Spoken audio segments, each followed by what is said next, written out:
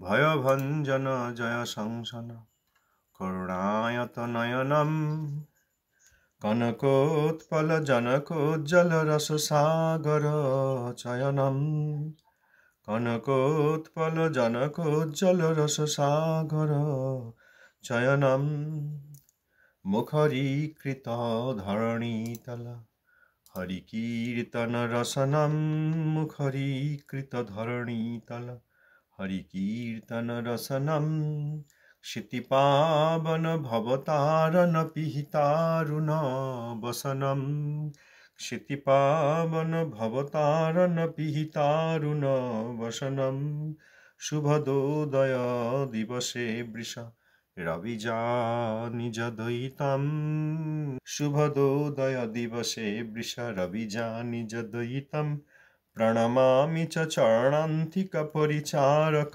सहितम प्रणमामि च चरणान्तिक परिचारक सहितम। जगद्गुरु भगवान श्रील भक्ति सिद्धांत सरस्वती गोस्वामी ठाकुर जी की जय। श्रील गुरु महाराज जी की जय। दशम स्थान आचार्य वैष्णव वैष्णववृंद की जय। भजनानंदी और समागत भक्तवृंद की जय। श्रील सच्चानंद भक्त ठाकुर महाशय श्री श्री हरिनाम चिंतामणि षष्ठ परिच्छेद गुरुबज्ञा। আমরা এখন পড়ছিলাম गुरु सेवार प्रक्रिया। सेखाने गुरु शय्यासन और पादुकादि जान पादपीठ स्नानोदक छायार लंघन गुरुर अग्रेते अन्न पूजाद्वैत ज्ञान दीक्षा व्याख्या प्रभुत्व आदि करिबे बर्जन एगुली बर्जन करते बला हयेछे।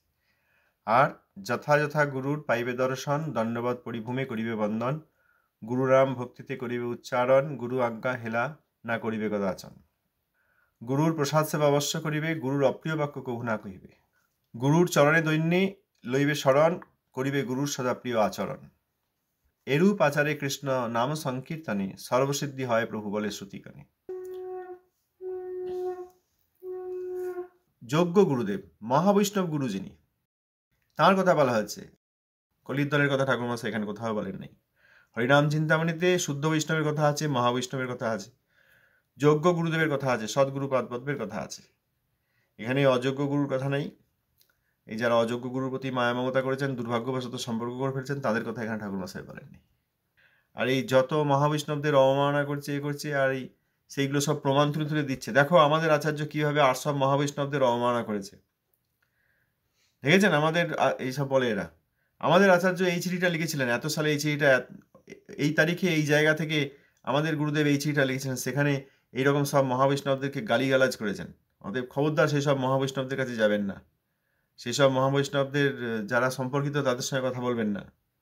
এইসব হয়েছে আজকাল, এগুলো সব কলির দলের কাজ। কোনো বৈষ্ণব কখনো আরেকজন বৈষ্ণবের অবমাননা করেন না, আমরা সেদিন আলোচনা করেছি। বিদ্বেষ করেন না, সাপ বিছে পশু পক্ষী বাঘ সিংহ কারোর বিদ্বেষ করেন না, ম্লেচ্ছ জবন চোর ডাকাত কারোর বিদ্বেষ করেন না, তাদের সকলের যাতে মঙ্গল হয় সেই চেষ্টা করেন। তাহলে বৈষ্ণব আরেক বৈষ্ণবের অসম্মান করবেন কি করে? যেখানে দেখা যাচ্ছে একজন বৈষ্ণব আরেকজনের অসম্মান করছেন, যদি তারা সকল দুজনেই খুব ভজনানন্দী হন তাহলে অসম্মান করেন নাই। এ তাদের প্রেম কৌতুক। এই শিবজি আর চিত্রকেতুর মতো। চিত্রকেতুর বিচার করতে হবে না, কারণ শিব চিত্রকেতু বন্ধু সমান, তারা ভগবানের প্রিয় পার্ষদ মহাবৈষ্ণব। এই একজনের পক্ষ নিয়ে আরেকজনের অসম্মান করলে তখন আবার অপরাধ হবে। তাহলে কি করে বোঝা যাবে দুই মহাবৈষ্ণবের মধ্যে প্রেম কৌতুক হচ্ছে, কিংবা একজন অবৈষ্ণব আরেকজন বৈষ্ণবের অবমাননা করছেন? কি করে বোঝা যাবে? এইসব শাস্ত্র থেকে সব বোঝা যাবে। তাদের আচরণ, তাদের কথাবার্তা, তাদের মধ্যে সম্পর্ক, তাদের নিজেদের ভজন আছে কিনা, তারা প্রকৃত ভক্ত কিনা, বৈষ্ণব কিনা। তবে একটা জায়গায় নিশ্চিত করা যাবে, যদি শীর্ষস্থানীয় কেউ গুরুস্থানীয় কারোর অবমাননা করেন সেখানে আর কোনো সন্দেহ নাই। এই একটা জায়গায় একদম নিশ্চিত। প্রভুপাদ শ্রীল ভক্তি সিদ্ধান্ত সরস্বতী গোস্বামী ঠাকুরের শিষ্যগণের মধ্যে অনেক প্রেম কৌতুক হয়েছে, অনেক প্রেম কলহ হয়েছে। তারা কি প্রভুপাদের বিরুদ্ধে কেউ কেস করেছেন, মামলা করেছেন? যাই প্রভুপাদের বিরুদ্ধে একটা মামলা করে দিয়ে আসি, করেছেন? ভাবতে পারবেন না। নিজেদের মধ্যে যা হয়েছে সে ভাই ভাই পরম বৈষ্ণবদের মধ্যে তারা সকলেই প্রভুপাদের গণ। প্রভুপাদের গণ মহাবৈষ্ণব, সকলেই গুরু, তাদের মধ্যে প্রেম কলহ শুনতেই নেই। কিন্তু সেই কথাটা বলে যখন শীর্ষস্থানীয় কেউ অবমাননা করে, যে কথা উদাহরণ দিলাম, এই আমাদের গুরু ওই অমুক জায়গা থেকে এই চিঠি এত তারিখে লিখেছিলেন এনার সম্বন্ধে, দেখুন কিভাবে ওইটা বলতে নেই, ওটা পড়ার অধিকার নাই। আর সেইগুলি সব ছড়িয়ে ছড়িয়ে দিয়েছে। শ্রীমদ্ ভাগবতের কথা অত নাই যত এইসব কথা আজকাল এই ওয়েবসাইটে রয়েছে, ওয়েবসাইটে, বইয়ে এই কথা বলা হয়নি। সুতরাং কোথায় বৈষ্ণব অপরাধ হচ্ছে আর কোথায় প্রেম কলহ হচ্ছে, কোথায় আমার শোনার অধিকার নেই, ভাইয়ে ভাইয়ে হতে পারে। কিন্তু পূর্ব অধস্তন আচার্য পরিচয়ে কাকাগুরু, জ্যাঠাগুরু, পিসিমা এরকম, মানে পরিচয়ে যারা গুরুদেবের গুরুভ্রাতা, গুরু ভগিনী, তাঁদের অবমাননা করছেন, সেই সব চোখ বন্ধ করে বলা যাবে, সন্দেহাতীতভাবে বলা যাবে, উইদাউট এনি ডাউট, সন্দেহের অতীত, কোনো সন্দেহ নেই সেখানে মহাবৈষ্ণব অপরাধ হচ্ছে। অতএব তারা গুরু নন, তারা বৈষ্ণব বিদ্বেষী, গুরু বিদ্বেষী, তারা গুরুবজ্ঞাকারী। দীক্ষাগুরুকে বাহ্যত সম্মান দিচ্ছে খুব নিজের প্রতিষ্ঠাটি বড় করার জন্য, আর দীক্ষাগুরুর গুরুভ্রাতা, গুরু ভগিনীদের অসম্মান করছে। সেই হচ্ছে কলির মূর্তি। কলিকে পরাজিত করেছিলেন পরীক্ষিত মহারাজ, তিনি আবার স্থান চেয়ে নিলেন না, 5টি স্থান হলো, সেই কলি এবার সব পাঠিয়ে দিচ্ছে সব জায়গায়। এগুলো সব কলির দূত। কলির দূতকে বৈষ্ণব বলতে নেই। কলির দূত যে বৈষ্ণব অপরাধ করছে এটা স্পষ্ট হবে, কারণ সে আর তার ভাইয়ের মধ্যে করছে না, কারণ সে মহাবৈষ্ণব নয়। কলির দূত তো আর মহাবৈষ্ণব নয়। অতএব তাঁর গুরুভ্রাতা, গুরু ভগিনী যদি থাকেন, তিনি তো আর বাহ্যত দীক্ষা দিয়ে নিয়েছেন, তিনি তো আর কলিত্ব পরিত্যাগ করেন নাই। কলির দূত যে তিনি কলিকে পরিত্যাগ করেন নাই, বাহ্যত দীক্ষা নিয়েছেন এই কলহ করবেন বলে। তার বৈষ্ণবী ভ্রাতা এবং ভগিনীগণের সঙ্গে তিনি ঝগড়া করবেন, সবাই হয়তো বুঝতে পারছেন না, কিন্তু তিনি আবার ওই কাকা জ্যাঠার সঙ্গে ঝগড়া করবেন। আবার বাবা অর্থাৎ দীক্ষাগুরু তাকেও অসম্মান করবেন, আর দীক্ষাগুরুর ভগিনী গুরুভ্রাতা, গডব্রাদার গুরু, কাকা গুরু, এনাদেরও অসম্মান করবেন। এটা দেখলে স্পষ্ট বোঝা যাবে এখানে কলি রয়েছে, এই বৈষ্ণবতা নেই। অতএব সেই সব কলিদূতের কথা বলেন নাই ঠাকুর মশাই, এখানে শুদ্ধ বৈষ্ণবের কথা বলেছেন। এই রকম আচারের সঙ্গে যিনি নাম সংকীর্তন করেন, এই রকম আচারের সঙ্গে যিনি শ্রীকৃষ্ণ নাম সংকীর্তন করেন, তাঁর সর্বসিদ্ধি হয়, এই কথা বেদগণ বলেন। হে গৌর সুন্দর, এই কথা নামাচার্য শ্রী হরিদাস ঠাকুর বলছেন। নামাচার্যকে কোট করেছিল ভক্তিনাথ ঠাকুর মশাই, এখানে লিখেছেন। এরপর বলছেন, নামগুরু প্রতি যদি অবজ্ঞা ঘটয়ে, দুষ্ট সঙ্গে দুষ্ট শাস্ত্র মত সমাশ্রয়। নামগুরু প্রতি যদি অবজ্ঞা ঘটয়ে, দুষ্ট সঙ্গে দুষ্ট শাস্ত্র মত সমাশ্রয়, তবে সেই সঙ্গ সেই শাস্ত্র দূর করি, বিলাপ করিব সেই গুরুপদে ধরি। এখানে নামগুরু বলেছেন, সেই জন্য ঠাকুর মশাই ব্যাখ্যা করে বলেছেন, নামগুরু যিনি নাম তত্ত্ব শিক্ষা দেন এবং নামের সর্বোত্তমতা স্থাপনপূর্বক নাম বা নামাত্মক মন্ত্র প্রদান করেন, তিনি নাম। দীক্ষাগুরুই নামগুরু, মন্ত্রই নাম। মন্ত্র হইতে নামকে পৃথক করিলে মন্ত্রত্ব থাকে না, পক্ষান্তরে কেবল নাম উচ্চারণে মন্ত্র উচ্চারণ হয়।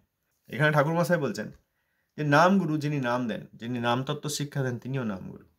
অর্থাৎ যিনি নাম এবং মন্ত্রে দীক্ষিত করলেন তিনি নামগুরু, আবার নাম তত্ত্ব সম্বন্ধে শিক্ষা দেন, তিনিও নামগুরু। তাহলে এখানে শিক্ষাগুরু হলেন। নামই সর্বোত্তম, এই তত্ত্ব স্থাপনপূর্বক নাম বা নামাত্মক মন্ত্র যিনি প্রদান করেন, তিনি নামগুরু। নামই সর্বোত্তম, এই নামের সর্বোত্তমতা স্থাপন করে যিনি নাম বা নামাত্মক মন্ত্র, হরির নাম মন্ত্র, আবার মন্ত্রে হরির নাম আছে। যদি নাম না থাকে মন্ত্রে, তাহলে আর সেই মন্ত্রের কোনো গুরুত্ব নেই। কোনো মন্ত্রে যেখানে শ্রী হরির নাম আছে, হরির মন্ত্র, হরির নাম সরিয়ে যদি কেউ কোনো দেবতার নাম দেন, তাহলে দেবতার মন্ত্র হয়ে যাবে, সে আর ভগবানের মন্ত্র হবে না। আবার যদি তাহলে নামকে সরিয়ে দিলে আর মন্ত্রত্ব থাকছে না। এই জন্য নাম এবং মন্ত্র, নামাত্মক মন্ত্র, এ পৃথক করা যায় না। এই জন্য নামগুরুই দীক্ষাগুরু, দীক্ষাগুরুই নামগুরু। মন্ত্র উচ্চারণ, মন্ত্র থেকে নামকে আলাদা করলে আর মন্ত্রত্ব থাকে না, পক্ষান্তরে কেবল নাম উচ্চারণে মন্ত্র উচ্চারণ। মুক্ত না হলে নামের ভজন করতে পারছি না বলে পাঞ্চরাত্রিক দীক্ষা দিয়ে মুক্তিকে ত্বরান্বিত করা হয়, accelerating liberation, to obtain the state of liberation in an accelerated way. আর মহামন্ত্রের দ্বারা কি তাহলে মুক্তি হবে না? হ্যাঁ হবে। অনর্থকে ত্যাগ করতে পারছেন না বলে, অনর্থের সঙ্গে হরিনাম হচ্ছে, অপরাধ ত্যাগ করে হরিনাম করতে পারছেন না বলে, সেই অপরাধগুলি যাতে যায়, সাধনায় শক্তি থাকে, সেই জন্য দীক্ষার ব্যবস্থা করা হয়েছে। এইবার যখন পাঞ্চরাত্রিক দীক্ষা গ্রহণ করে তিনি আরও শুদ্ধভাবে হরিনাম করার প্রচেষ্টা করবেন, তখন তাড়াতাড়ি মুক্তি হবে। যদি কারোর পাঞ্চরাত্রি দীক্ষা অর্থাৎ দ্বিতীয় দীক্ষা মন্ত্র দীক্ষা নাও হয়ে থাকে, নাম দীক্ষাতেই হবে, এই ধারণা আমাদের নেই। এই করে আমরা মহামন্ত্রকে, নামকে অসম্মান করি। আর মন্ত্রে তো নামই আছেন। মন্ত্র মানে একটা পিটিশন, একটা প্রার্থনা। হে যোগমায়া দেবী, আপনি আমাকে শ্রীকৃষ্ণ চরণে সমর্পণ করুন, এই হচ্ছে মন্ত্র। আর নাম হচ্ছে হে কৃষ্ণ বলে কৃষ্ণকে ডাকা হচ্ছে। হরে কৃষ্ণ আর রাম, হে দেবী, হে কৃষ্ণ, হে রাধারমন, এই বলে ডাকা হচ্ছে। আর মন্ত্রে বলা হচ্ছে হে যোগমায়া দেবী, আপনি শ্রী গৌরসুন্দরের চরণে আমাকে সমর্পণ করুন, আপনি সপার্ষদ রাধা গোবিন্দের চরণে আমাকে সমর্পণ করুন। কিভাবে? এইরকমই, এই ব্রজদেবীদের আনুগত্যে, ব্রজদেবী রূপ দান করে এই ব্রজদেবীদের আনুগত্যে আমাকে সেখানে উপস্থাপন করুন। অর্থাৎ মন্ত্র মানে আমাকে ব্রজদেবী রূপ প্রদান করুন। এই রাগাত্মিকা এবং রাগানুগা, রাগাত্মিকার অধীনে রাগানুগা, আর রাগানুগার অধীনে এই রাগানুগা সাধক, তিনিও ব্রজদেবী রূপ প্রাপ্ত হবেন। এই হচ্ছে দীক্ষা। দীক্ষা মানে আমাকে ব্রজদেবীত্ব প্রাপ্ত করুন। হে যোগমায়া দেবী, কাকে বলা হচ্ছে? যোগমায়া দেবীকে। আর যখন ব্রজদেবী হয়ে যাচ্ছেন তখন কি করছেন? তখন এই রাধা আর কৃষ্ণের নাম নিয়ে তাদের সেবা করছেন, সপার্ষদ। এই হচ্ছে নাম। নাম আর মন্ত্রের এই পার্থক্য। এখানে ঠাকুর মশাই বলছেন, নামগুরু প্রতি যদি অবজ্ঞা ঘটে, দুষ্ট সঙ্গে দুষ্ট শাস্ত্র মত সমাশ্রয়ে, তবে সেই সঙ্গ সেই শাস্ত্র দূর করি, বিলাপ করিব সেই গুরুপদের ধরি। অতএব নামগুরু বা দীক্ষাগুরু তাদের প্রতি যদি অবজ্ঞা হয়, কারণ কি? দুষ্ট সঙ্গ, দুঃসঙ্গের প্রভাবে খারাপ সঙ্গ হয়ে গেছে। আর দুষ্ট শাস্ত্র, অসৎ শাস্ত্র, শুদ্ধ শাস্ত্রের অসৎ কমেন্টারি, ভাষ্য, যেমন মায়াবাদ ভাষ্য ইত্যাদি। বেদ তো ভগবান, ভগবানের বাণী, শব্দ ব্রহ্মরূপ ভগবান, বেদ শব্দ ব্রহ্ম, সৎশাস্ত্র ভগবত রূপ, ভগবানের শাব্দিক রূপ। আর সেই বেদের উপর যে মায়াবাদ পুষ্ট ভাষ্য লেখা হয়েছে বা মায়াবাদ ভাষ্য লেখা হয়েছে, সেইটা হচ্ছে অসৎ শাস্ত্র, বেদেরই কমেন্টারি কিন্তু অসৎ শাস্ত্র।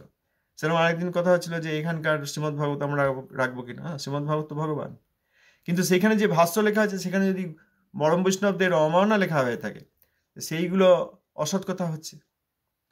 তো সেই অসৎ শাস্ত্র, দুষ্ট শাস্ত্র আর দুষ্ট সঙ্গ। কেউ দুষ্ট সঙ্গ মনে করবেন না যে ঠাকুর মশাইয়ের কথা বলছে বড় দুষ্ট সঙ্গ। কেন না? আমাদের গুরুকে কলি বলছে। হ্যাঁ, এখানে যারা আছেন তাদের কথা বলছি না। এই কথা পৃথিবীর যদি কেউ শোনে, তারা মনে করে যে ও তাহলে এখানে কি আমাদের গুরুদেবের অসম্মান হচ্ছে? না, ঠাকুর মহাশয়ের কথা পড়া হচ্ছে। যদি কারোর গুরু অবৈষ্ণব হন, বা কারোর গুরু বৈষ্ণব বিদ্বেষী হন, কারোর গুরু কলির চেলা হন, কলির দূত হন, তিনি গুরুই নন, তাকে পরিত্যাগ করতে বলেছেন ঠাকুর মশাই। ঠাকুর মশাই কথা বললে আমরা দুষ্ট হয়ে যাব না। ঠাকুর মশাই এই শাস্ত্র কি দুষ্ট শাস্ত্র? এইটি সৎশাস্ত্র। এই কথা আপনারা যারা বলবেন তারাই জগতের প্রকৃত বন্ধু। অতএব দুষ্ট সঙ্গ, দুষ্ট শাস্ত্র, এই কলির চেলারা গুরুদেবের, গুরুবর্গের অবমাননা দেখেও সব সেখানে গিয়ে আবার হরিকথা শুনছে, তাদের সঙ্গে খাওয়া দাওয়া করছে, তাদের সঙ্গে খুব কীর্তন করছে, তাদের কথা শুনে চোখে জল এসে যাচ্ছে, মাথা নাড়াচ্ছে, এইসব করছে। এইগুলো হচ্ছে দুষ্ট সঙ্গ। তার দেখা যাচ্ছে মনে হচ্ছে তারা শ্রীমদ্ ভাগবত খুলে বোধহয় ভাগবত পাঠ করছে। মোটেই তা নয়, মোটেই তা নয়। তারা গুরুবজ্ঞাকারী, তাদের সঙ্গে কখনো ভজন হয় না, তাদের মুখ দেখলে ভজন হয় না।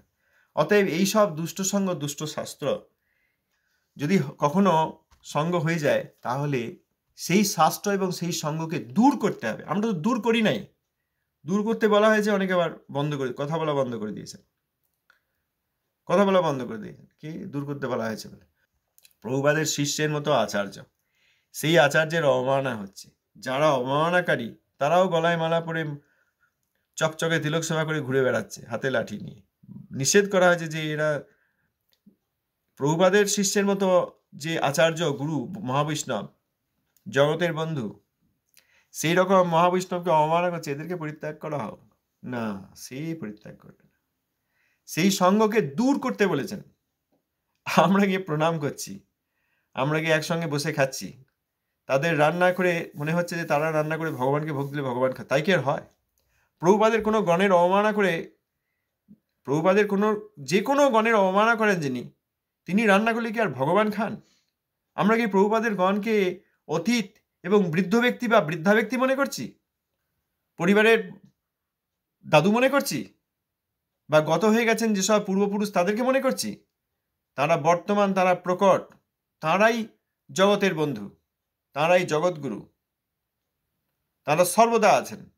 আর তারা এখন আর নেই মনে করে, ও ঠিক আছে আমাকে হরিনাম করে নিতে হবে, আমার জীবনে কি হয় এই মনে করে নিতে হবে। এখানে ভজন হয় নাকি?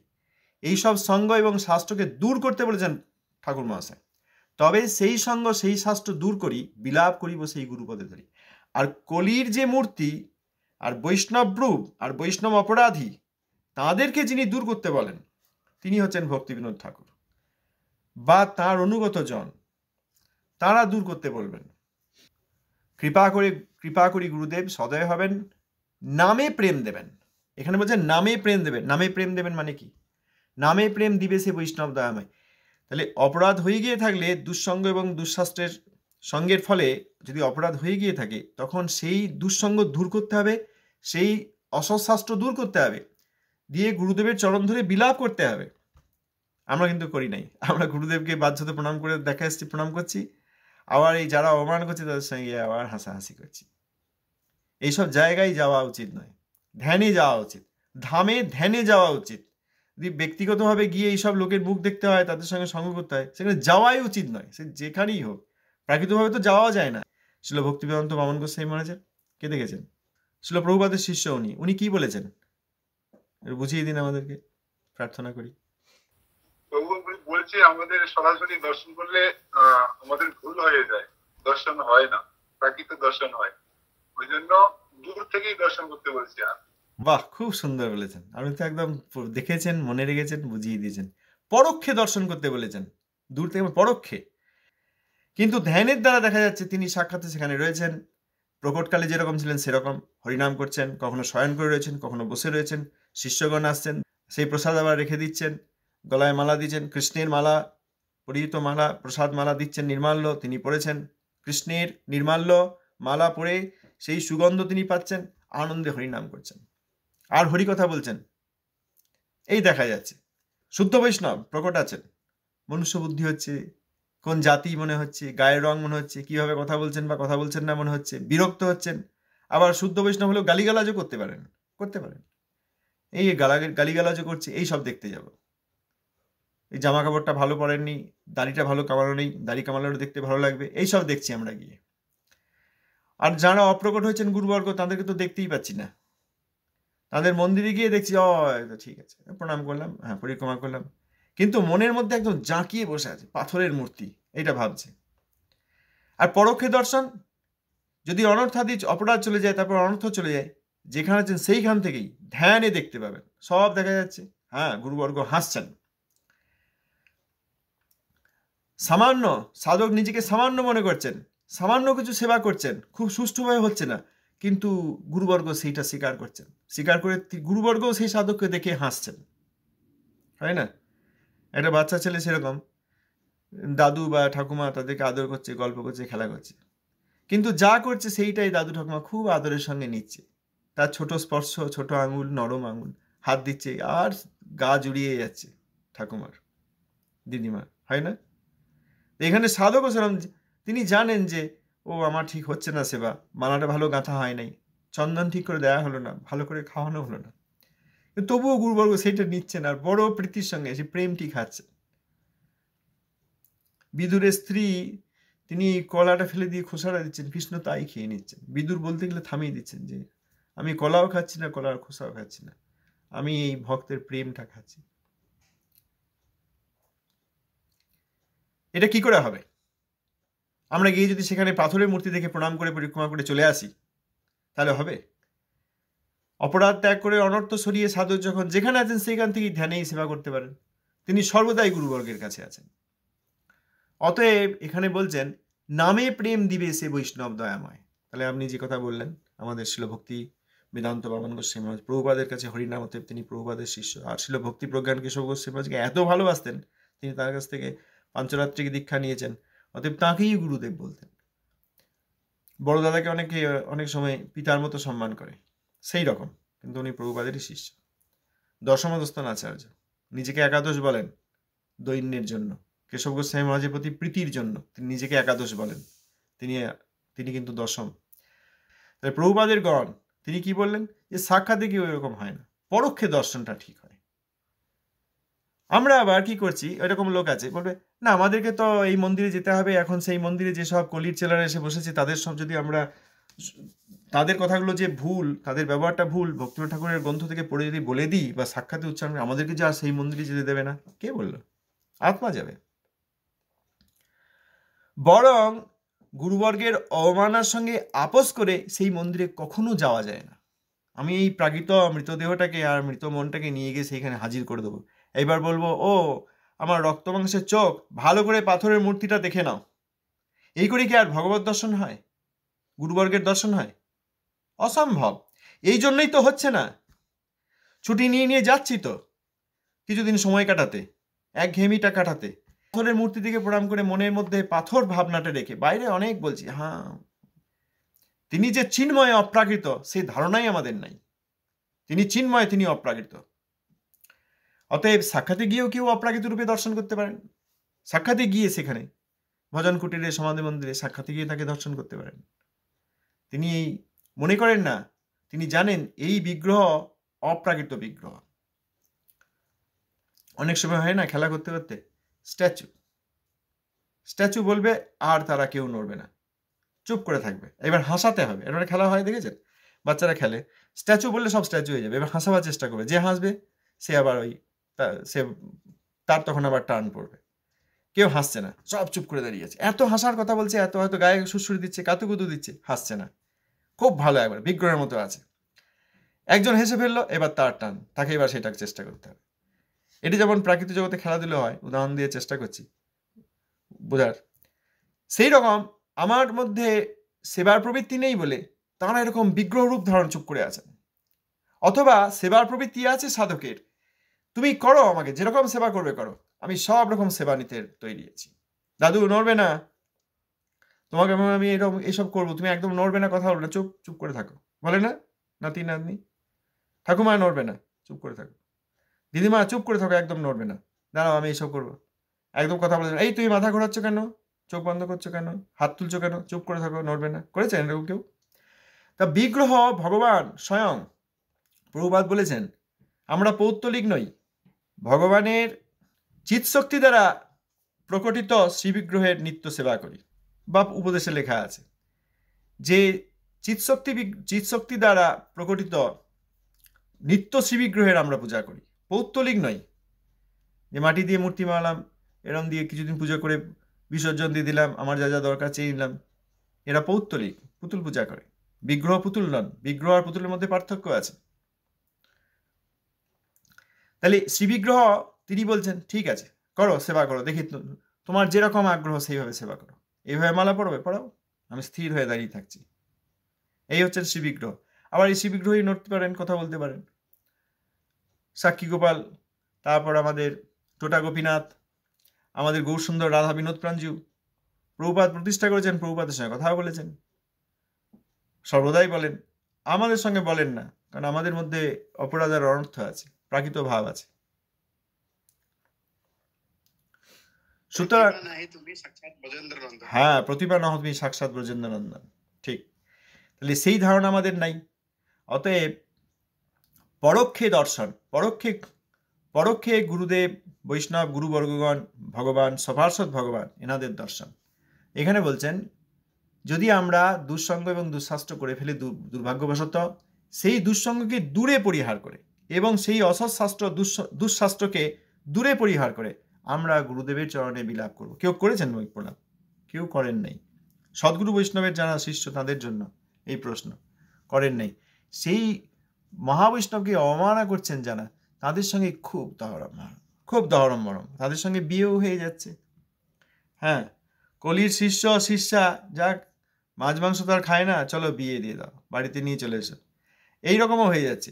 এখানে তো দূর করতে বলেছেন, যাদেরকে দূর করতে বলেছেন তাদেরকে গিয়ে প্রণাম করা হচ্ছে, তাদেরকে বাড়িতে ডাকা হচ্ছে, তারা কিছু দিলে সেটা নেওয়া হচ্ছে, তাদেরকে গিয়ে কিছু দেওয়া হচ্ছে, প্রণামী দেওয়া হচ্ছে, বাড়িতে সিঙ্গারা করেছে সেটা দিয়ে আসা হচ্ছে, আবার তাদের কাছ থেকে প্রভু কী করে এটা হবে, এই ভাগবতে আজকে আপনি কি বললেন, এইসব শোনা হচ্ছে, বা আমি এরকম ভজন করছি আমার কি ঠিক হচ্ছে, এইসব করে সঙ্গ করা হচ্ছে, দদাতি প্রতি গৃহ্ণাতি। তাদেরকে দূর করা হচ্ছে না, কেউ দূর করেন নাই, কারো দূর করার মতো এখনো শক্তি হয় নাই, খুব কম। তা দূর করে দিয়ে গুরুদেবের শ্রীচরণ ধরে বিলাপ করতে বলেছেন। ঠাকুর মশাই বলেছেন, আমরা শুনছি না, আর আমরা একবারে খুব ভাবান্বিত হয়ে পড়ছি। সেই সব লোকের কাছে আবার কথা শুনতে শুনতে চোখে জল এসে যাচ্ছে, মাথা নড়ছে, ঘাড় নাড়ে দেখবেন অনেকে, কৃষ্ণলীলা শুনতে শুনতে। যাদেরকে দূর করার কথা তাদের কাছে, তাদের সঙ্গে গিয়ে সব সঙ্গ হচ্ছে। এত বড় দুর্ভাগ্য আর রাখবার জায়গা নেই। তখন বিলাপ করলে কৃপা করে গুরুদেব সদয় হবেন, নামে প্রেম দেবেন। নামে প্রেম অর্থাৎ নামের প্রতি ভালোবাসা, নামের প্রতি আকর্ষণ আসবে, নামে প্রেম দেবেন। কারণ তিনি বৈষ্ণব দয়াময়, গুরুদেব খুব দয়াময়, তিনি মহাবৈষ্ণব। হরিদাস ঠাকুরের পদরেণু যার ভরসা, সেই ঠাকুর মহাশয় খুব দিনহীন হয়ে বলেছেন যে সেই তৃণাধিক ছাড় নাম চিন্তামণি গাইছেন। ঠাকুর মহাশয় বলছেন, হরিদাস পদরেণু ভরসা যাহার, নাম চিন্তামণি গায়ে তৃণাধিক ছাড়। ইতি হরিনাম চিন্তামণু গুরুবজ্ঞা বিচার নাম ষষ্ঠ পরিচ্ছেদ।